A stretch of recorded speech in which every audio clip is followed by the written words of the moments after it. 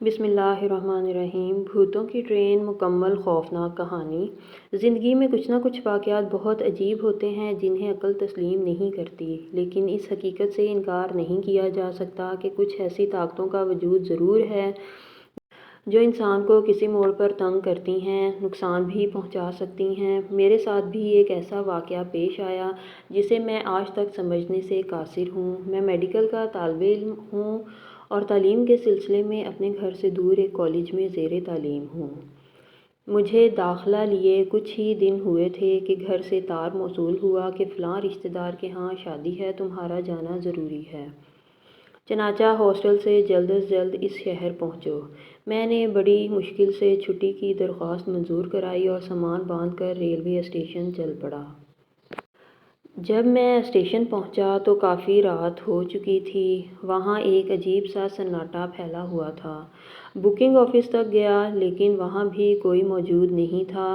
میں نے سوچا کہ کچھ دیر رک کر انتظار کر لیتا ہوں، کیا پتہ بکنگ کلرک کسی کام سے اپنی سیٹ سے اٹھا ہو۔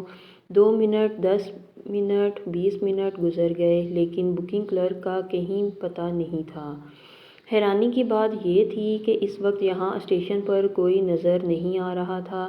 بہرحال میں انتظار کرنے لگا۔ مجھے حاجت محسوس ہوئی تو پٹری پر بیٹھ کر بڑا والا حاجت کرنے لگا۔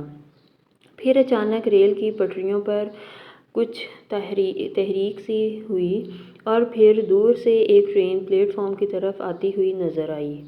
دل میں اچانک خیال آیا کہ اس چھوٹے سے اسٹیشن پر ٹرین کتنی دیر رکتی ہوگی، یہ کیوں نہ کروں کہ ٹرین میں چڑھ جاتا ہوں، ٹکٹ راستے میں بنوا لوں گا۔ یہ خیال آتے ہی میں جلدی سے اٹھا اور ایک ڈبے میں چڑھ گیا۔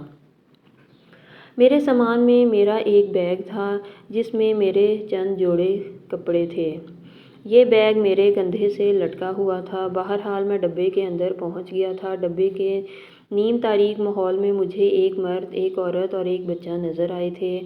مجھے دیکھ کر مرد نے برا سا منہ بنایا تھا، جبکہ عورت جو سویٹر بننے میں مصروف تھی ہاتھ روک کر مجھے نازیبا اشارے کرنے لگی تھی۔ میں نے مرد سے مخاطب ہوتے ہوئے کہا، اگر آپ کی اجازت ہو تو میں آپ کی بیوی کے ساتھ بیٹھ جاؤں۔ مرد نے بڑی ناگواری سے سر ہلا دیا تھا، جس سے صاف ظاہر ہوتا تھا کہ میں ان کے درمیان بے وقت دخل انداز ہوا ہوں اور بادل نخواستہ مجھے یہاں بیٹھنے کی اجازت دی گئی۔ میں ان دونوں کے بیچ پھنس کر بیٹھ گیا۔ مرد نے ایک اخبار نکال کر منہ کے سامنے کر لیا اور اسے پڑھنے کی ناکام کوشش کرنے لگا، جبکہ عورت دوبارہ اپنے کام میں مصروف ہو گئی۔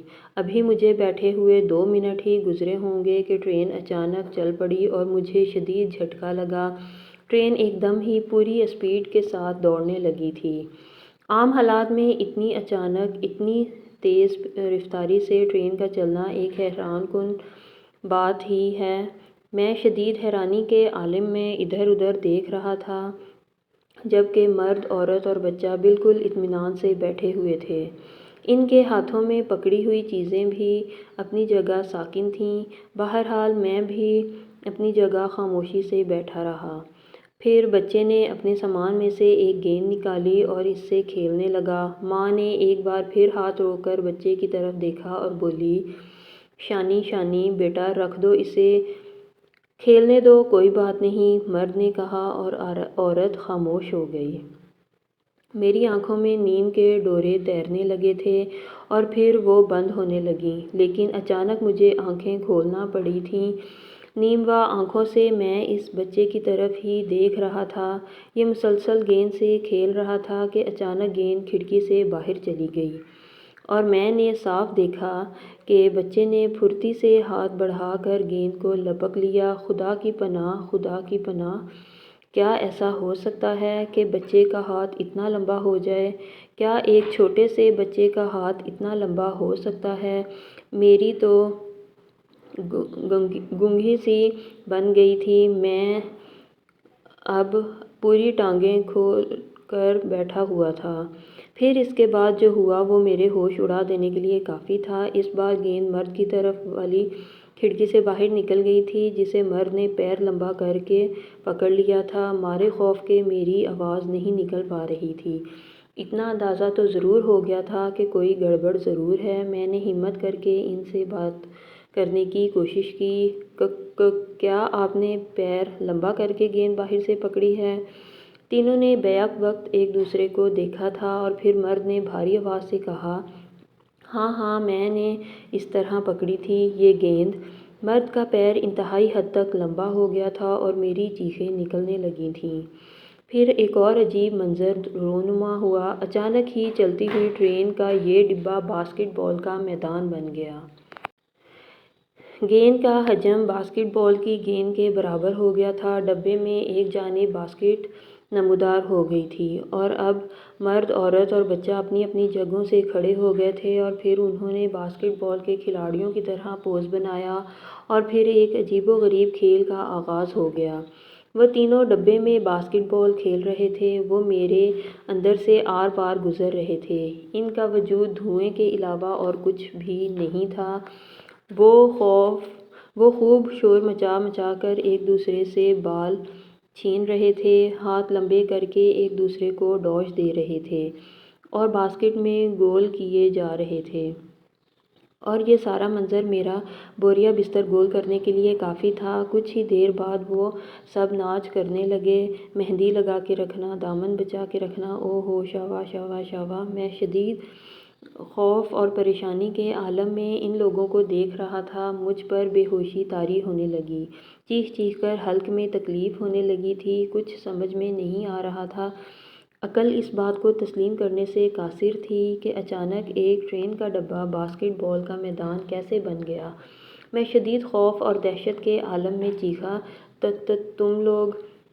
تم لوگ یہ کیا کر رہے ہو؟ کیا ہے یہ سب؟ اچانک ان تینوں نے پلٹ کر میری طرف دیکھا اور پھر ایک دوسرے کی طرف دیکھا۔ پھر مرد نے مجھ سے کہا، چپ چاپ بیٹھ جاؤ، ہمارے ناچ کو ڈسٹرب نہ کرو۔ میں کچھ پوچھ رہا ہوں تم سے، بکواس بند کرو اور سیدھے بیٹھے رہو۔ چہرہ چھپا کے رکھنا، دامن بچا کے رکھنا، او ہو شاباش شاباش شاباش۔ میں سب ایک بار پھر ہم آواز ہو کر گانے اور ناچنے لگے۔ کیسے بیٹھوں سیدھے؟ میں نے بھی ترکی بترکی جواب دیا۔ مرد نے ایک لمحے کے لیے عورت کی طرف دیکھا اور پھر بولا، بہت ڈسٹرب کر رہا ہے یہ، ہمارا وقت برباد ہو رہا ہے، ناچ میں بھی مزہ نہیں آ رہا، آؤ پہلے اس کا بندوبست کریں۔ وہ تینوں میری طرف بڑھے تھے اور پھر مرد نے میرے دونوں ہاتھ پکڑے جبکہ عورت اور بچے نے ایک ایک ٹانگ پکڑی اور اس کے بعد مجھے ڈنڈا کرنے لگے۔ میں ایک بار پھر پوری قوت سے چیخنے لگا تھا۔ ڈنڈا کر کے انہوں نے مجھے ایک جانب اچھال دیا تھا، بڑی زور سے گرا تھا اور ہاتھوں اور پیروں میں گھسٹ لگی تھی۔ اندازہ ہوتا تھا کہ کسی بہت زوردار کھردرا یا پتھریلا ڈنڈا تھا۔ پھر 3-4 منٹ تک اسی طرح پڑا رہا تھا۔ اس کے بعد آنکھیں کھولی تو ایک بار پھر مجھ پر حیرانی کا دورہ پڑا تھا۔ میرا وجود پلیٹ فارم کی زمین پر پڑا ہوا۔ میں اپنی جگہ سے اٹھا، کپڑے درست کیے اور پھر پلیٹ فارم کے اندرونی حصے کی طرف بڑھ گیا۔ وہی رات کا وقت تھا اور ماحول پر وہی خاموشی طاری تھی۔ اندر پہنچ کر بکنگ آفس کے سامنے سے گزرا کہ بکنگ کلرک نظر آیا۔ میں بے اختیار اس کی طرف لپکا۔ میں نے بکنگ کلرک کو مخاطب کرتے ہوئے کہا، بھائی مجھے ٹرینوں کا شیڈول پتہ چل سکتا ہے؟ آپ نے کوئی بورڈ وغیرہ بھی نہیں لگایا ہوا جبکہ ہر اسٹیشن پر شیڈول بورڈ ہونا چاہیے۔ بکنگ کلرک نے حیرانی سے مجھے اوپر سے نیچے تک دیکھا، پھر بولا، جناب بس آپ جیسے کچھ لوگوں کی مہربانی ہے، لیکن آپ اس وقت؟